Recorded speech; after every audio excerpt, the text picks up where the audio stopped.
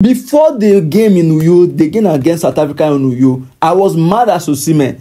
Okay, you are injured. Why didn't you come to Uyo? Your support, your emotional support, your moral support will mean a lot to this Super Eagles team. It is a World Cup qualification, for God's sake. If not for the outburst, I wouldn't have known that he pushed, he pressurized, he even tried to come to camp. But FINIDI just told him to remain at home with his family, that he's injured. As long as we keep doing politics, as long as we keep doing nepotism, as long as corruption is the order of the day in the NFF, we will keep on having issues like this on and on and on again. And it's so sad. It will be very, very sad not to see Nigeria in the World Cup back to back. Welcome back to the channel, guys. The World Cup qualification is on the line. I'm very sure you know that already. Victor Osimhen and FINIDI just saga. A lot has been happening lately. Edache, how you doing? I'm doing very well. Doing very well. Okay, let me give us a rundown of what's been going on around the Super Eagles. So in April, FINIDI George was appointed as the head coach for the Super Eagles. Amokachi was also appointed along with FINIDI George. And June 7th, Amokachi resigned as assistant coach. June 10th, Nigeria lost a crucial game against Benin Republic. And June 14th, FINIDI George got demoted as the head coach of Super Eagles. And on June 15th, he resigned as a head coach. He resigned from the position he was demoted from. He resigned. And the same day, few hours later, Victor Osimhen made an Instagram live where he made some bold claims. And he came all out and he was so angry. You watched it, right? Yes, I watched the Instagram live. And see, a World Cup is on the line. We got 6 games left. And the chances of us, we are 5th on the log. In the table of 6, we are 5th on the log. And in the midst of all this, trying to find our way out, trying to galvanize the team and make sure we get a qualification ticket. We are having these ups and downs. Now, the ups and downs for me, I think, the whole mess is from the federation. Okay, before we go into the federation, let's hear what OSIMHEN has to say. Life, I repeat again, no soul for this life will tell me how to live my life. Nobody. I be grown ass man, and nobody will tell me the way I will take live my life. Make God punish all of you now when I talk rubbish. You know, go see better for life. Any kuri, while light alive. They tell me this. I'm supposed to the audience. Okay, guys, that's some of what OSIMHEN, the outburst OSIMHEN had on Saturday on his Instagram live, which he later deleted. What do you have to say about that? The gentleman was angry. The gentleman was completely angry, but that was very unprofessional of him. So many will say, but I could see it from the anger point of view. But there are better ways to have gone about this. There are better ways to have gone about this as a big player, as a professional that he is. But I think sometimes outbursts like this are necessary.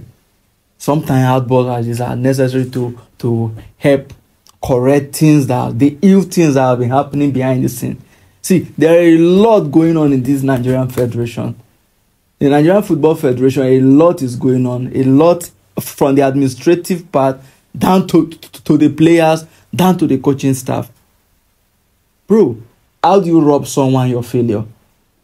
You lost a game and you drew a game. A month. Okay, you're talking about the press conference. Yes, I'm talking about after the game against Benin Republic. The press conference and the rumored side talk. Yeah, I remember he made statements about some players not being committed, but he didn't mention names. Yeah, he didn't mention names, but that doesn't mean there are no side talk outside the press conference. We all know those that didn't come for the qualification. We all know those that didn't come. But you lost a game, you drew a game, and you are trying to bring up this blame game theory. It doesn't work. Face your job. Do your job. Pesero was not good enough for us. That's why we sacked Pesero and we brought you in. Thank God you worked with Pesero. You were an assistant coach to Pesero. But so you have a good insight of what you are going into. Well, even though FINIDI George here, yes, he's been poor, he'll go down as one of the poor managers Super Eagles has ever had. But still, I think he didn't mention names when on OSIMHEN issue. I think why OSIMHEN going on an outburst, I think it's totally uncalled for. That's why I said in my statement earlier, I said that was very unprofessional of him. There are better ways to approach this, but sometimes an outburst like this might lead to correctional measures. If things have been going on behind the scene, and we always settle it behind the scene, you always settle issues behind the scene. Issues are supposed to be brought to the light for everybody to understand. You only get, before the game in Uyo, the game against South Africa in Uyo, I was mad at OSIMHEN. Okay, you are injured. Why didn't you come to Uyo? Your support, your emotional support, your moral support will mean a lot to this Super Eagles team. It is a World Cup qualification, for God's sake. But you are not in Uyo. If not for the outburst, I wouldn't have known that he pushed, he pressurized, he even tried to come to camp. But FINIDI just told him to remain at home with his family, that he's injured. But before now, we didn't know that. Most of the fans, most of us are having grudges on Victor OSIMHEN. You were injured, we saw you in club, we saw you in different parties, going for one activities or the other, outside footballing event. Okay, you are injured. Why didn't you just come to the stadium and support the boys from the bench? Or rather, even support the boys from the stand? But the young man, the gentleman made that move, and he was asked not even to come close. And now you lost game, you lost again, you drew again, and you are trying to play the blame game. Yes, he didn't say it clearly, but there is no fire without smoke. Do you know? There is no fire without smoke. Emotions are flying now. Young man has outburst, emotions are flying. Yes, it's unprofessional of him, yes. But we should also see it from his own perspective. We should not just conclude on what has happened from his own side. What has FINIDI judge done wrong? What has OSIMHEN done wrong? What has the body, the NFF, done wrong? Up till now, there is no statement on this outburst. Okay, this is very unprofessional of him. There are rules and conduct guiding the NFF. NFF is a professional body. What do? You sanction him. But I dare NFF to sanction the man. But okay, sanctioning Victor OSIMHEN. Yes. So how do you go about this now? Nigeria needs to qualify for the World Cup. We're already in a bad situation right now. How do you sanction your best player? And how can the federation move? FINIDI is no more. How can we move away from this? And we need the Super Eagles need a new coach. Yeah, the Super Eagles need a new coach, and the Super Eagles need to punish where necessary. A punishment are deterrent for others to learn and behave in a professional manner when a case like this might arise in the nearest future, right? But when you don't punish this, Mr. A, it will happen again. But when the NFF, if the NFF fails to punish this player, then there's a whole lot under the ground in NFF. But I didn't expect less from NFF, because we have a bunch of politicians in the house who have zero passion for the game. Back to back, I see us not qualifying for the World Cup. It's going to be really back to back, I see us not qualifying for the World Cup. Do you know how much we lose? You know what it means for the players? Do you know what it means for us in the media industry?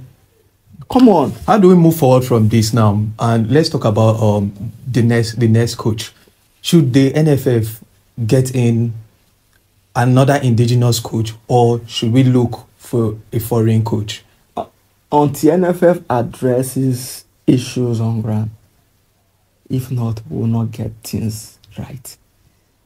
June 6th appointed Daniel Omakachi. June 7th. Okay, he was appointed June 7th. He resigned June 10th. Yeah. 2 days to camping, right? I think two days to the World Cup game. Some of the reasons why he resigned was the terms of his contract. They weren't good enough for him, and I think the NFF needs to do better. What we've seen so far, it's not encouraging at all. It has ended up in a mess, and they have to fix this. as Has soon NFF as come possible. out to address the issue? They've not. They've not. There's no press statement on why Daniel Makachi resigned as assistant head coach. There's no press conference acknowledging the resignation of Finidi George as the head coach.